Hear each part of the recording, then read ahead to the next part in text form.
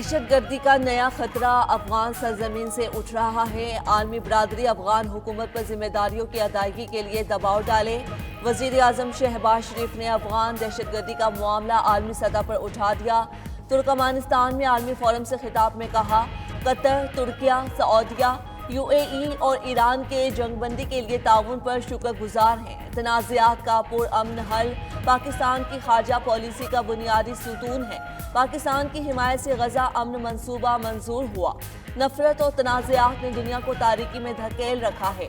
आज अमन की फाख्ता को दोबारा परवाज देने की ज़रूरत है।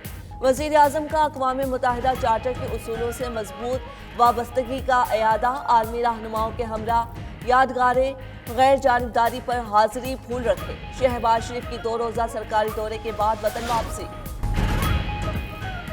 विफाक खैबर पख्तूनख्वा को उसका हक नहीं दे रहा। अज़म अज़ला के लिए 700 अरब की वाजिबुल अदा रकम में से सिर्फ 168 अरब रुपए दिए गए। वज़ीर आला खैबर पख्तूनख्वा सोहेल आफरीदी की काबीना इजलास में गुफ्तगू। कहा कि बकाया जात की याद दहानी के लिए विफाक को हर हफ्ते खत लिखा जाए। NFC इजलास में सूबाई हुकूक के लिए सब कमेटी का क़याम खुशाइंद है। सब कमेटी की सरबराही सूबाई मुशीर ख़जाना करेंगे। वज़ीर आला ने मजीद कहा कि बानी चेयरमैन और उनकी अहलिया को नाहक कैद में रखा जा रहा है। बानी की बहनों पर वाटर कैनन चलाना शर्मनाक इक़दाम है।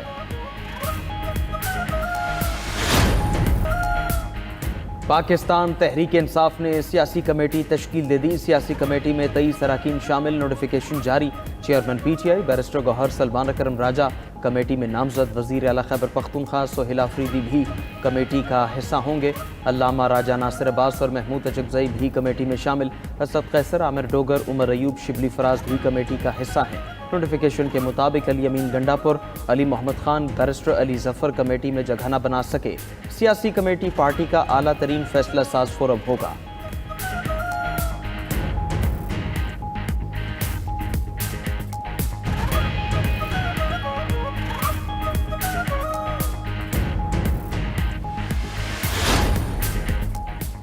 तहरीक इंसाफ माली बहरान का शिकार। तहरीक इंसाफ ने अपने अरकान पार्लियामेंट को 50,000 रुपये महीना पार्टी फंड में जमा कराने की हिदायत कर दी। तहरीक इंसाफ के एडिशनल सेक्रेटरी जनरल फिरदौस शमीम नकवी का कहना है कि PTI के तमाम MPAs, MNAs और सेनेटर्स 50,000 रुपये महीना जमा कराएंगे। अरकान पार्लियामेंट से चंदा पार्टी के अखराजात पूरा करने के लिए लिया जा रहा है।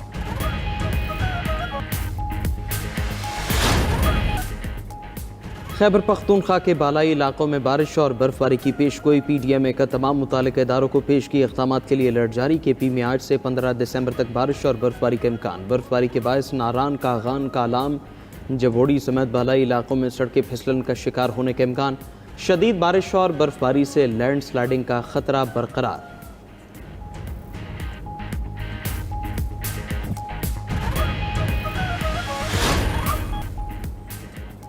अमरीकी सदर डोनाल्ड ट्रंप कंबोडिया और थाईलैंड के दरमियान दोबारा जंगबंदी कराने में कामयाब हो गए। ट्रंप का कहना है थाईलैंड और कंबोडिया के सरबराहान से बात हुई, दोनों से दोबारा जंग शुरू होने की बात हुई।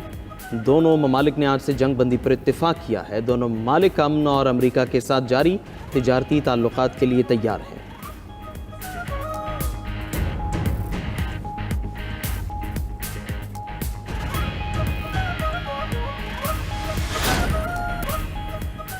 बरतानिया ने मुमकिना जंग के ख़तरे पर हंगामी तैयारियां शुरू कर दी। बरतानवी वज़ीर दिफा का कहना है जंग का साया यूरोप के दरवाजे पर है। जंगें सिर्फ फ़ौजें नहीं, माशरे और सनतें भी जीतती हैं, इसलिए शहरी किरदार भी अहम होगा।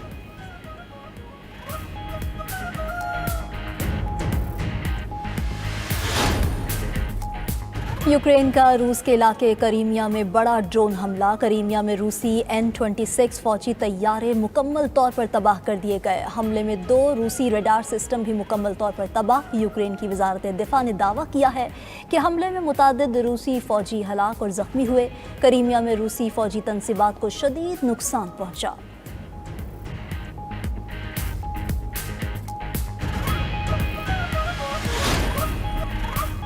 روس کے S-400 فضائی دفاعی نظام میں اہم کمزوریاں آیا. خبر ایجنسی کے مطابق روسی دفاعی نظام کا سافٹ ویئر شدید کمزوریوں کا شکار ہے. S-400 کی گائیڈنس اور کنٹرول سسٹمز 2 روسی فیکٹریوں میں بنتے ہیں. S-400 یوکرین کے کروز میزائلز کی رینج میں ہے. یوکرین روس کے فضائی دفاع کو شدید نقصان پہنچا سکتا ہے.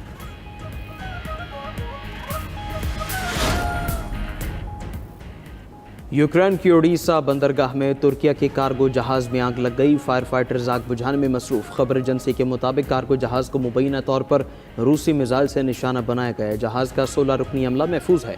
کارگو میں LPG گیس موجود تھی.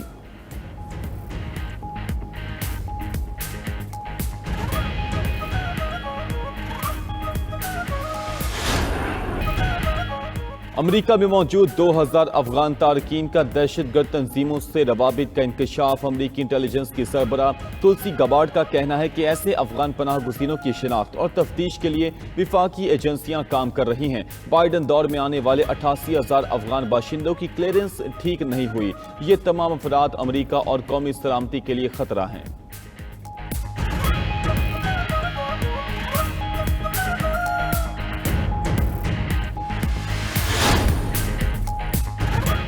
روسی صدر ولادیمیر پیوٹن کی ترکمانستان میں ترک ہم منصب طیب اردگان سے ملاقات. 2 طرفہ تعاون، علاقائی پیش رفت اور یوکرین جنگ پر تبادلہ خیال. علاقائی رہنما ترکمانستان میں international peace and security forum میں شرکت کے لیے دارالحکومت اشغاباد میں موجود. فورم کے شرکاء میں وسط ایشیائی رہنما، ایرانی صدر مسعود پزشکیان کے علاوہ مشرق وسطی اور پاکستان کے رہنما بھی شامل ہیں.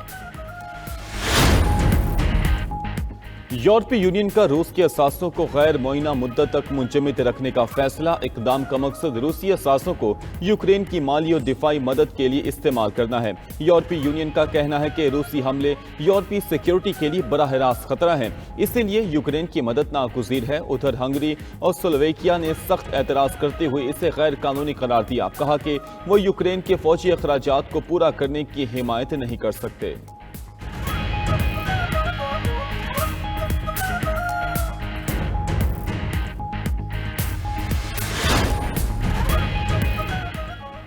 جرمنی نے روس پر سائبر حملے اور انتخابی مداخلت کی کوشش کے الزامات لگا دیے. اگست 2024 میں جرمن ایئر ٹریفک کنٹرول پر سائبر حملے کے پیچھے روسی ملٹری انٹیلیجنس کا ہاتھ تھا. ترجمان جرمن وزارت خارجہ کا دعویٰ. روس پر فروری میں جرمن وفاقی انتخابات کو غیر مستحکم کرنے کی کوشش کا بھی الزام. روسی سفیر کو طلب کر کے احتجاج ریکارڈ کرایا گیا. روس نے تمام الزامات کو مسترد اور مضاحکہ خیز قرار دے دیا.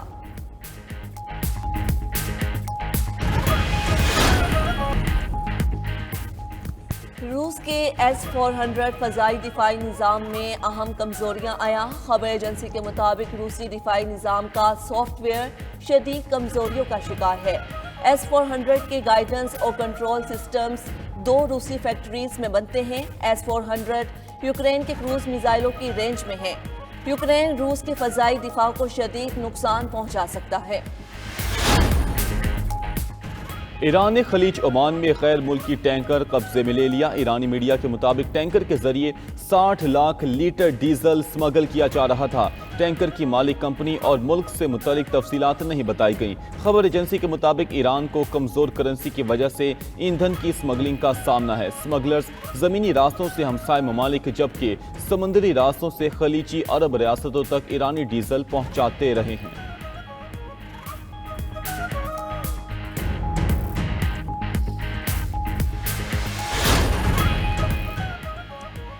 بنگلہ دیش میں پارلیمانی انتخابات 12 فروری کو ہوں گے. چیف الیکشن کمشنر AMM ناصر الدین نے تاریخ کی تصدیق کر دی.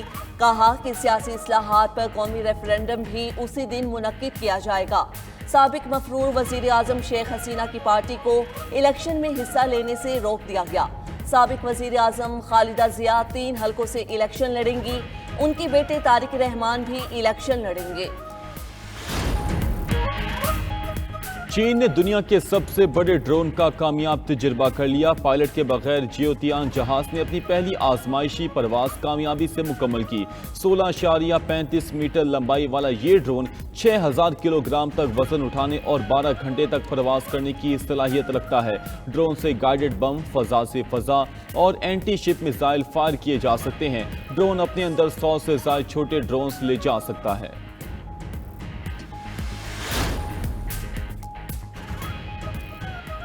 لندن کے برسٹل میوزیم سے 600 قیمتی نوادرات چوری، 9 آبادیاتی دور کے ہندوستانی نوادرات بھی شامل تھے۔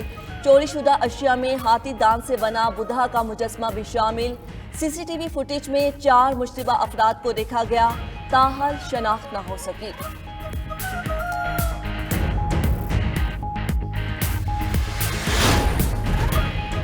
انسانی حقوق کی نوبیل انعام یافتہ کارکن نرگس محمدی کو گرفتار کر لیا گیا۔ خبر ایجنسی کے مطابق ایرانی پولیس نے مشہد میں چھاپہ مار کر نرگس محمدی کو گرفتار کیا۔ ایرانی پولیس نے تقریب میں موجود دیگر کارکنوں کو بھی حراست میں لے لیا۔ نرگس محمدی کو 2023 میں امن کا نوبیل انعام ملا تھا۔